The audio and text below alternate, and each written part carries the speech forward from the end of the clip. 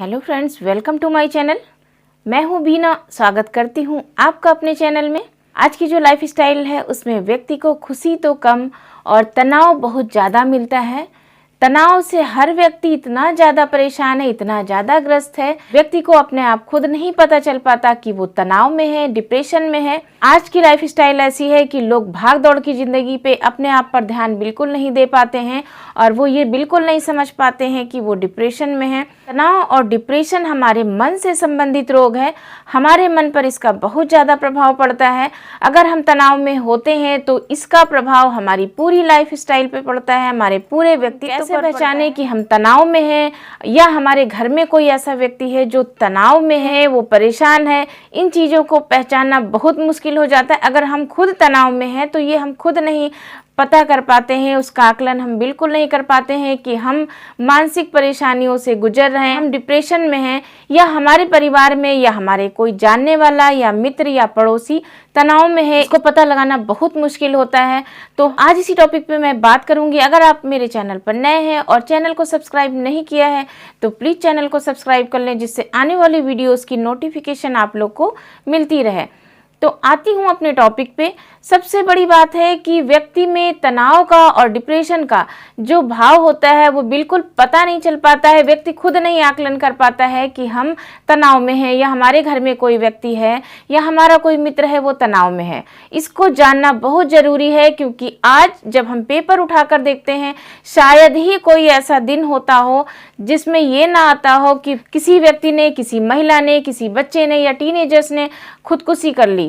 कम से कम एज के बच्चे से लेकर बड़े तक आए दिन ऐसा पेपर में या न्यूज़ में हमको देखने को मिल जाता है कि डिप्रेशन में आकर फला व्यक्ति ने खुदकुशी कर ली, जिसका बहुत ज़्यादा प्रभाव पड़ता है हमारे जीवन पे, हमारी पूरी ज़िंदगी पे। तो इसका हल ये नहीं होता है कि हम किसी चीज़ से या किसी परिस्थिति से परेशान होकर हम तनाव में आकर अपने आप को हर्ट करें, अपने आप को वो नुकसान पहुंचाए या अपने परिवारी जन को किसी को नुकसान पहुंचाए। तो ऐसी प्रवृत्ति जब मन में, हमारे मस्तिष्क में आती है तो हम कहीं ना कहीं तनाव में आकर ही ऐसा कदम उठाते हैं। हमारे सामने वाला तनाव में ही आकर ऐसा कदम उठाता है। तो उसको पहचानना बहुत ज़रूरी है कि व्यक्ति तनाव में कैसे है या हम तनाव में कब आए और हम तनाव में की स्थिति में है, इस चीज़ को हम कैसे पता लगा पाएँ।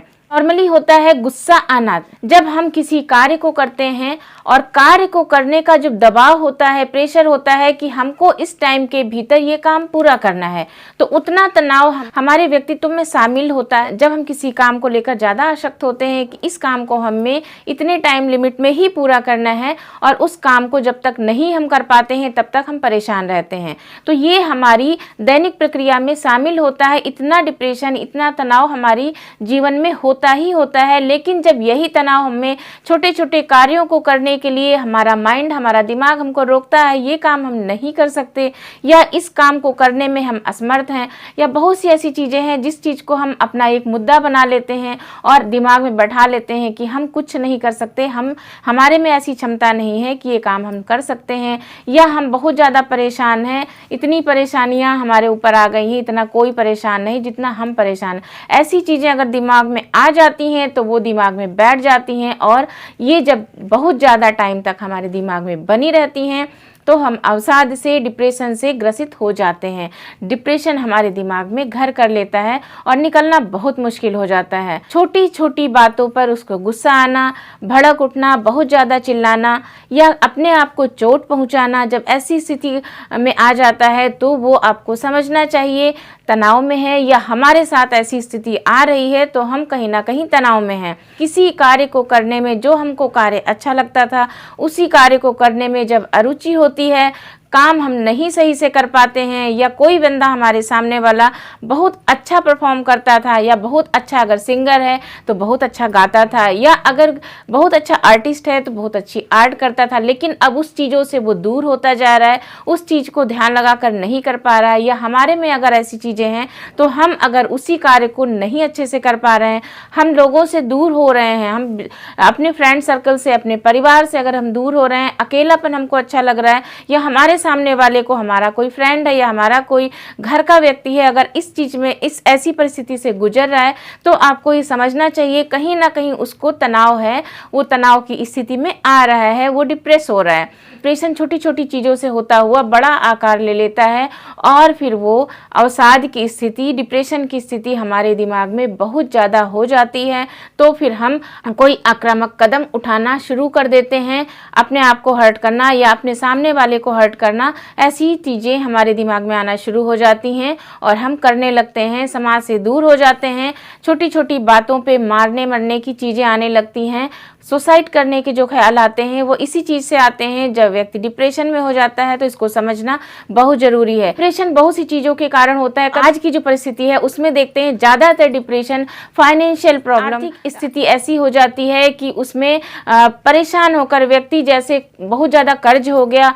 आए दिन ये देखने को मिलता है कि जो हमारी इस समय लॉकडाउन चला उसमें हमारे काफ़ी लोग ऐसे देखने को मिले जिनका काम छूट गया, जिनका बिजनेस बिल्कुल बंद हो गया है, नौकरी काफ़ी लोगों की छूट गई। कंडीशन में आके काफ़ी ऐसा देखने को मिल रहा है, लोग सुसाइड कर रहे हैं या बहुत ज़्यादा डिप्रेशन में आ रहे हैं। तो इस चीज़ से उबरने के लिए हमको चाहिए कि हम कुछ अच्छा काम करें, अच्छी चीज़ें सोचें। ये कब हम कर पाएंगे, ये क्योंकि हम खुद नहीं समझ पाते कि हम डिप्रेशन में हैं। हम अपने आप को अच्छा समझते हैं कि हम जो कर रहे हैं वो सही है, हम गलत नहीं कर रहे हैं। के लक्षण हैं जब व्यक्ति अपने आप को थका हुआ महसूस करता है, बहुत जल्दी बीमार जैसा महसूस करता है, उल्टी सीधी आवाज़ें सुनाई देना शुरू हो जाती हैं, उसको लगता है हमको कोई बुला रहा है, या छोटी छोटी बात पर उठ के उलझन महसूस करना, नींद ना आना, टाइम से अच्छे से नहीं सोना, ये सब जो छोटी छोटी चीज़ें हैं, इन सब चीज़ों के, और भूख कम हो जाना, जैसे वो खाना ठीक से नहीं प्रॉपर ले पा रहा है, डाइट बिल्कुल ज़्यादा कम हो जाती है, कोने में जाके बैठ जाना या टीवी देखना या मोबाइल में बिजी हो जाना, ये सब चीज़ें ऐसी होती हैं जब वो डिप्रेशन की तरफ ले जाते हुए इशारा करती हैं। हमारा जो दैनिक आहार होता है, खाने की चीज़ों पे हमें ना होगा, जंक फूड का सेवन बिल्कुल नहीं करना चाहिए। कैफीन युक्त चीज़ें जैसे कॉफ़ी है, चाय है, इसको कम करना चाहिए, क्योंकि ज़्यादातर देखा गया है जब व्यक्ति डिप्रेस होता है, परेशान होता है, तो चाय या कॉफ़ी पीना शुरू कर देता है, बहुत ज़्यादा अल्कोहल लेना शुरू कर देता है, सिगरेट या बीड़ी जिसको लत हो जाती है वो ज़्यादा लेना शुरू कर देते हैं। तो ये सब चीज़ें क्या होती हैं, अवसाद को और ज़्यादा बढ़ाती हैं, डिप्रेशन को और ज़्यादा बढ़ाती हैं। तो इन चीज़ों को बिल्कुल दूर कर देना चाहिए, मांसाहार से दूर हो जाना चाहिए, जो भी चीज़ें हैं नॉनवेज बिल्कुल कम कर देना चाहिए। इस स्थिति में ये सब चीज़ें हमारे दिमाग में आक्रामक प्रवृत्ति को बहुत ज़्यादा बढ़ावा देती हैं। तो जो हमारा खाना है, जो हमारा आहार है, वो संतुलित होना चाहिए, सात्विक होना चाहिए। जब भी चीज़ें हम लें, अच्छी चीज़ें लें, बासी खाने से बिल्कुल दूर होना चाहिए, बासी खाना नहीं, और घर का बना हुआ ताज़ा खाना खाना चाहिए।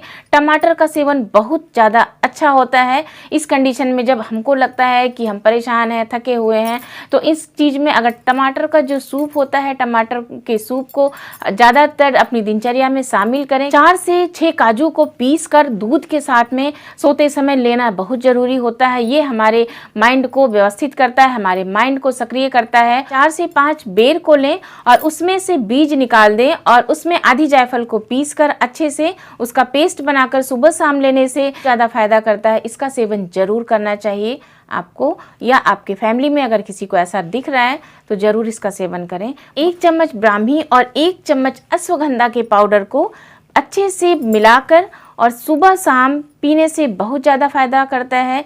अगर कोई व्यक्ति डिप्रेस है या अवसाद की स्थिति में है, इस कंडीशन में ये चीज़ें बहुत ज़्यादा घरेलू चीज़ें हैं और बहुत ज़्यादा के रस में 1 चम्मच हल्दी और 1 चम्मच शहद को अच्छे से मिलाकर, थोड़ा सा पानी मिलाकर इसको पीने से ये भी जो हमारी अवसाद की स्थिति है या डिप्रेशन की स्थिति है, या दिमाग में जो भी ऐसे अगर उल्टे सीधे विचार आ रहे हैं, टाइम से नींद नहीं आ रही है, या आपको लगता है आपके सामने वाला या घर में कोई व्यक्ति डिप्रेस है, या आपको अपने आप में ऐसी चीज़ें लगती हैं, तो इन चीज़ों का सेवन जरूर करें जो हमारे घर में होती हैं, आसानी से मिल जाती हैं। सेब को सुबह बिना पानी पिए ब्रश करने के बाद सेब डेली 1 खाएंगे। ये हमारे शरीर को, हमारे मस्तिष्क को बहुत नियंत्रित करता है और बहुत ज़्यादा फायदेमंद होता है।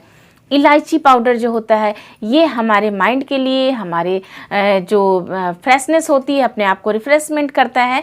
तो इलायची पाउडर बहुत ज़्यादा फ़ायदेमंद होता है। इलायची को आप अच्छे से पीस कर और उसका चूर्ण जो है, उसका पाउडर जो होता है वो आधा चम्मच आप पानी के साथ ले सकते हैं। गुनगुने पानी के साथ चाहें तो ले सकते हैं, नॉर्मल पानी के साथ आप इसको सुबह शाम ले सकते हैं। ये सब चीज़ें जो हमारे मस्तिष्क में न्यूरोट्रांसमीटर्स होते हैं उनको अच्छे से नियंत्रित करता है। ऐसी चीज़ें हमको अपने आहार में ज़रूर शामिल करना चाहिए जो हमारे मस्तिष्क को, हमारे स्वास्थ्य को बहुत ज़्यादा प्रभावित करती हैं। तो हमारे स्वास्थ्य को ध्यान में रखते हुए अच्छा रखें, अच्छा सोचें। और अगर आप ऐसी स्थिति में हैं तो अपने फ्रेंड से, अपने फ्रेंड सर्कल से, अपने किसी परिचित से अच्छे से बात करें, अपनी प्रॉब्लम्स को शेयर करें और स्वस्थ रहने की कोशिश करें। अपने आप को मोटिवेट करें।